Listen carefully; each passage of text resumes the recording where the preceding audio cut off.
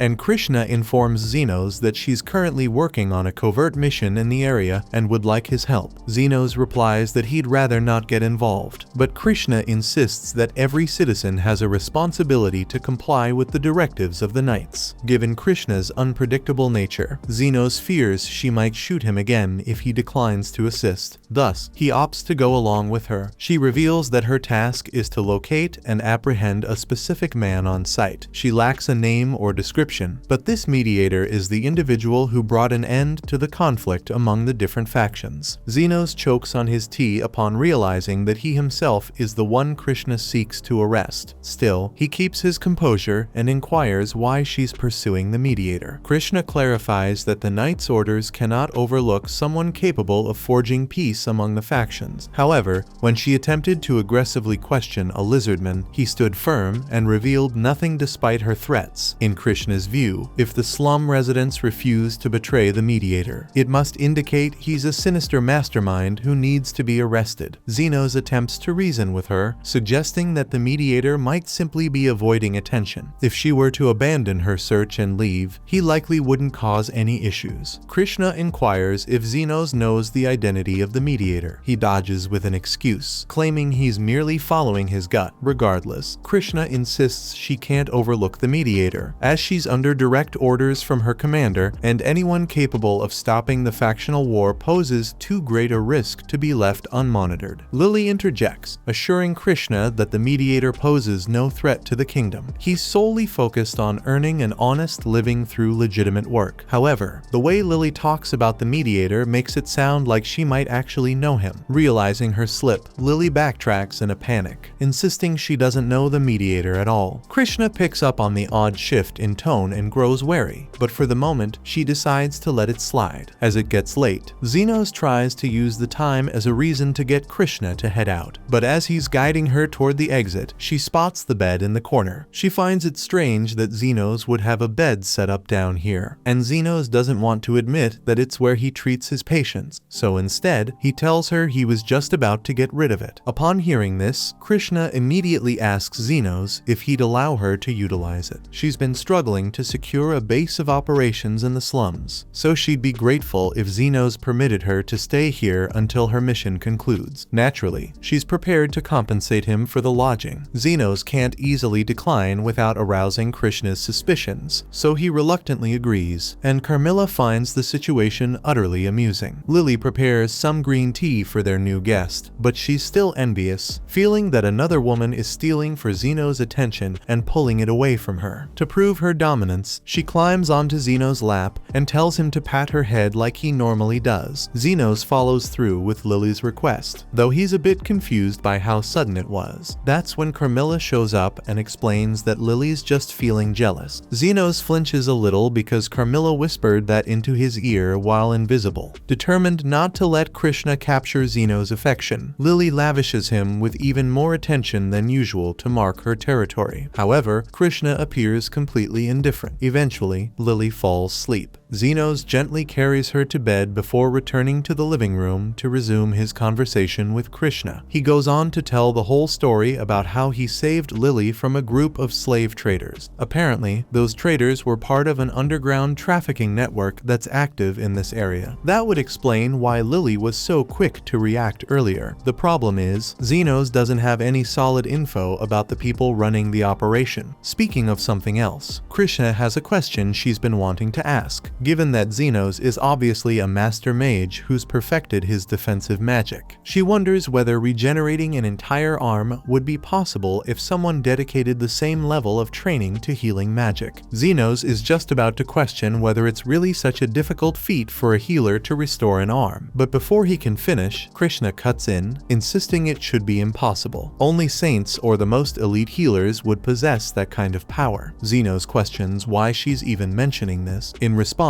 Krishna explains that she recently had a confrontation with Zofia, and she distinctly remembers inflicting serious damage to Zofia's arm. However, when she saw Zofia just yesterday, her arm was completely healed. Krishna is convinced there must be a healer in the slums powerful enough to regenerate an entire limb. And if that's the case, it would only make sense for someone like that to wield significant influence over the faction leaders. Krishna plans to resume her investigation in the morning to look for any clues to lead her to this evil healer, but Xenos has no idea why she believes a healer would be evil. In fact, Krishna seems to have a negative outlook on the entire slum, so he asks her if there's a particular reason for that. Krishna acknowledges that she might be prejudiced, but she has her reasons. Someone from the slums took her mother's life. Her mother was a compassionate woman who genuinely wanted to make a difference, doing everything she could to help others. She would frequently visit the slums, arranging events to provide meals for those who couldn't afford food. But then, one day, she simply never returned. According to the witnesses, Krishna's mother was attacked and killed in order to steal her wedding ring, and she was devastated when she found out her mother had saved so many people from dying from hunger. Yet no one was there to save her when she needed help. That's why Krishna decided that she would join the Knight's Order and become an invincible hero capable of delivering justice to the criminals in the slums. The following day, Krishna sets out to continue her investigation, allowing Xenos to return to treating his patients. Zofia arrives with a minor injury on her arm, asking Xenos to examine it. As he begins healing her, Xenos cautions Zofia to stay more alert after all. They can never predict when Krishna might appear. And speaking of Krishna, she comes in to ask for directions since she got lost on her way out. As As soon as Krishna spots Zofia, she pulls out her guns and Zofia pulls out her knives in retaliation. The two have a minor standoff. Krishna asks Zofia if there really is an evil healer gathering criminals to threaten innocent people. Zofia doesn't deny the existence of a healer, but she's certain he isn't evil. Though Zofia herself is a thief, hardly a model of lawful behavior, she's well aware that much darker deeds are being committed among the nobility. For example, she's heard that Krishna is looking into a trafficking ring, and after some investigation, Zofia discovered that the mastermind behind it all is actually an aristocrat. Krishna doesn't believe her at first since the trafficking ring is centered in the slums, but that's just a clever trick used to distract the knight's order from finding the real culprit. Krishna is still skeptical, but she asks Zofia to tell her who is behind the kidnapping, and Zofia explains that it is a man named Calendar. Krishna struggles to accept this, as Calendar is a philanthropist who takes immense pride in educating orphans, making it unthinkable that he would sell children into slavery. Zofia didn't anticipate Krishna would trust her, given that Krishna views everyone from the slums as mere criminals. However, the mediator never regarded them that way. He treats all people impartially and is always ready to grant a second chance, unlike Krishna with her misguided sense of justice. Krishna is enraged that Zofia would insult her sense of justice, so she's about to shoot, but Xenos steps in front of her and tells Krishna to put the gun down. Krishna tries to get Xenos to move, but he says he can't do that because Zofia is his patient, and he can't let her get hurt. Xenos apologizes for not bringing it up sooner, but he confesses that he is, in fact, the mediator Krishna has been searching for. Krishna refuses to believe him, convinced he's only lying to protect Zofia. There's simply no way he could be the healing mediator. It's impossible, she thinks, because he's already a master of defensive magic. How could he possibly be a master of healing as well? Xenos wouldn't exactly call himself a master, but he is sure that he is skilled in both healing and defense magic, since both just require him to amplify a body's natural functions. None of this makes any sense to Krishna, but she still doesn't believe that Xenos is the healer. It is clear that he is siding with Zofia, but out of respect for the hospitality he showed her yesterday, Krishna decides to leave without a fight. As she exits, Lily observes that Krishna is heading toward the district where the aristocrats reside, and Xenos realizes where she's headed. Krishna took Zofia's claims about Calendar to heart, so she went to his mansion for a private conversation. Naturally, she can't reveal that she suspects him of orchestrating the child trafficking ring, so she fabricates a pretext for her visit. She tells him that she heard about a recent rise in theft around this area, and Calendar admits that he has been having some trouble with the Lizardman gang lately. So Krishna said she was planning on increasing security patrols around here, but before that she wanted to inspect Calendar's manor to get a feel for what his personal security is like. Calendar recognizes why she'd be interested in reviewing his security measures, so he proposes giving her a tour of his mansion. Krishna is then guided through the entire estate, and once the tour concludes, Calendar inquires about her opinion on his security measures. Krishna praises his meticulous attention to detail in safeguarding his mansion, but she detects something peculiar during the tour. She asks Calendar if she can use the restroom before leaving, and he has no issues with that. So Krishna leaves his office. Calendar is a high-ranking aristocrat, so it isn't strange for him to have a high level of security, but it's odd that he is putting so much effort into securing a backyard. She realizes there might be something there, so she takes a look over the wall and spots a secret entrance. She ventures down the tunnel, and to her dismay, she discovers Zofia was correct. Calendar is indeed the mastermind behind the kidnappings. But before Krishna can take any action to rescue the children, Calendar appears behind her, wielding the gun she left upstairs to blow her arm off. He chuckles at how effortlessly he dispatched a knight and warns her that she shouldn't have come prying around. Now, all he has to do is eliminate her to keep his trafficking operation running. But before he could do anything, Zofia and Xenos show up. Xenos was worried that Krishna would get hurt when he realized where she was going, so he asked Zofia to show him the way here. Calendar refuses to let any witnesses survive, so he sets Krishna's gun to the lethal setting and shoots Xenos in the face. To his surprise, Xenos remains intact despite taking the hit. Calendar, in a panic, attempts to flee but clumsily drops the gun. Xenos swiftly retrieves it. Calendar begins pleading for mercy, and fortunately for him, Xenos adheres to a no-kill policy, though he has no prohibition against causing pain and suffering. So, he adjusts the gun to non-lethal and shoots Calendar in the head. He then goes to check on Krishna, but she tells him it's too late for her. Her arm is gone, and a big chunk of her stomach is missing, so she's already accepted her fate. But Xenos tells her she'll be fine, although he's going to charge her a lot for this, so she should expect a large bill. Just a few moments later, Krishna returns to normal, utterly amazed that Xenos could regenerate her entire arm in an instant. It dawns on her that he must have been honest when claiming to be the mediator. But now, arresting him is the last thing on her mind. She's convinced he's a genuine hero. Yet, Xenos doesn't see himself as a hero in this scenario. He's simply a healer who ensured no lives were lost. If anyone deserves to be called a hero here, it's Krishna. After all, she was the first to step up and fight for these children. She might be misguided sometimes, but deep down, she's a good-hearted person who truly wants to improve the world. With Zofia and the lizard men's help, they manage to evacuate the children from the tunnel. But since the Royal Knights will arrive any moment, Xenos has no intention of sticking around to face them. He and the group prepare to leave. However, just before he goes, Krishna rushes after him, demanding to know why he saved her despite her being his enemy back then. Xenos explains that he simply wanted to ensure she settles her debt. After all, she still hasn't paid him for staying overnight at his clinic, and now, with the healing on top of that, he's hoping to get full payment sooner rather than later. A few days pass, and everything returns to normal, so Lily and Xenos decide to go on a shopping trip through the slums. As they walk, Xenos remembers his childhood. Back then, he was just an orphan in the slums with nothing to his name, so most of his days were spent sitting alone in a dim alleyway. One day, Astan was strolling through the slums, carefully evaluating which child he could exploit as a mule for his party. Yet none so far had met his expectations. He notices on Xenos and decides to get a better look at him. He then asks Xenos if he's ever dreamed of becoming an adventurer, because he'd like to invite him to join his party. He says all of this with a polite voice wrapped in fake kindness, leading Xenos to wrongly assume that he was actually a good person. Yet, he felt unsure about accepting the offer, as those from the slums are rarely permitted to become adventurers. But Astan reassures him if he has the skill, he can achieve anything. Then, he asks Xenos if there's anything he's good at, and Xenos responds that he knows a little healing magic. But Astan doesn't believe him one bit, since learning healing magic is expensive and takes years of training at the Royal Academy. There's just no way a poor orphan could have learned it on his own. Still, whether Xenos can actually use healing magic or not doesn't matter to Astan. He only plans to use him as a disposable shield if things take a bad turn. So when Xenos agrees to join him, Astan leads him out into the woods. There, the two of them confront the wolf monster. As Astan battles it, he takes a minor wound. Xenos steps in, using his magic to heal him. Then, when Astan charges at the wolf again, Xenos casts his healing magic once more, this time to enhance Astan's speed. With that extra boost, Astan delivers a single, decisive swing,